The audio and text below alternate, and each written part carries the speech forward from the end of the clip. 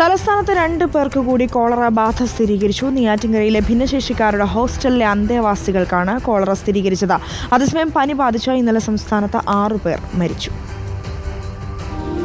2 പേർക്ക് കൂടി രോഗം സ്ഥിരീകരിച്ചതോടെ നെയ്യാറ്റിൻകരയിൽ കോളറ ബാധിതരുടെ എണ്ണം 3ആയി. ശ്രീകാരുണ്യ ഹോസ്റ്റലിലെ അന്തേവാസികൾക്കാണ് രോഗം ബാധിച്ചത്. കഴിഞ്ഞ വെള്ളിയാഴ്ച കോളറ ലക്ഷണങ്ങളുമായി 26കാരൻ മരിച്ചിരുന്നു.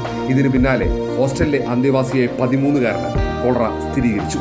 9 അന്തേവാസികൾ കോളറ ലക്ഷണങ്ങളുമായി തിരുവനന്തപുരം മെഡിക്കൽ കോളേജ് ആശുപത്രിയിൽ ചികിത്സയിൽ കഴിയുന്നുണ്ട്.